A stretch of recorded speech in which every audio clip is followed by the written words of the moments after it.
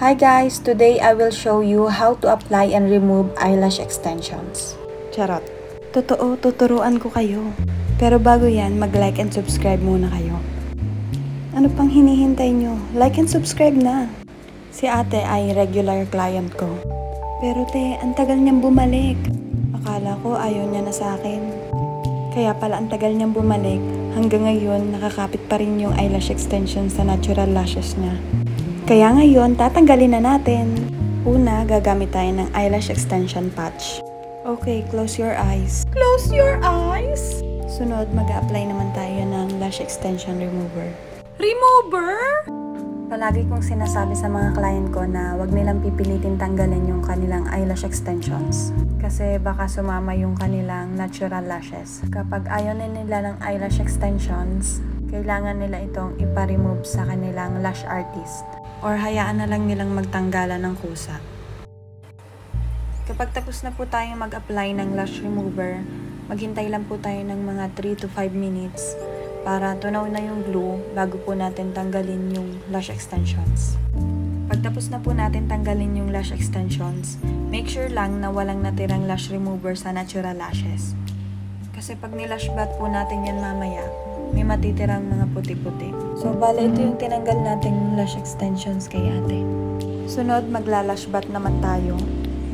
Bakit kailangan i-lash bath? Para matanggal yung dirt and oil sa natural lashes. Para bago i-apply yung lash extensions, malinis ang natural lashes. Kailangan nakapikit lang yung client. Sunod, banlawan gamit ang malinis na tubig. Siyempre, habang binabanlawan, kailangan nakapikit ang client. Pagkatapos banlawan, gumagamit ako ng Q-tips para patuyuin yung ilalim. Patuyuin natin gamit ang mini pan. Habang pinapatuyo, binabrush din yung natural lashes. Pagkatapos, pwede na tayong maglagay ng gel pads. Tapos, pwede na nating lagyan ng tape yung lower lashes. Naantok na ako. Antok na din si ate, kaya hindi ko na siya ginising eh. Sige te, matulog ka lang. La la la.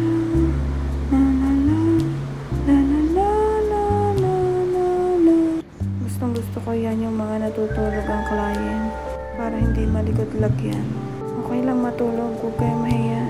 Ang masama, ako ang makatulog, diba? Baho. Kapag nakababa yung tubo ng natural lashes, ang ginagawa ko, nilalagyan ko ng tape yung talukap. Tapos hinihila ko pataas. Yung sobrang taas, yung feeling mo sumakses ka na. Sunod ay magmamapping naman tayo. Bale, yung palaging pinapagawa sa akin ni ate is classic doll eye set. Maganda yun. Pwede yung pang everyday look. Kahit wala kang makeup, gigising kang, wow, ang ganda mo. Parang, wow, blines ka ni Lord. Sunod ay lalagyan naman natin ng primer ang kanyang natural lashes para mas maganda yung kapit ng lash extension. Mali pala ako nang nalagay na length. Nilagay ko kasi is 9 to 11. Dapat ay 10 to 12. Kaya yan, binabago ko siya. Kailangan hindi dikit-dikit yung paglalagay mo para nababrush mo siya.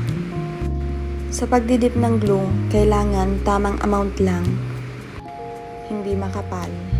Tsaka dapat yung pag-apply ng lash extension, hindi nakadikit sa balat. Dapat sa natural lashes. Dapat yung layo niya is 1 to 2 mm away from the skin. Kailangan dalawang tweezers din yung gamit nyo para yung isa pang isolate, tapos yung isa pang apply. Kapag tapos na, patuyuin gamit ang mini fan.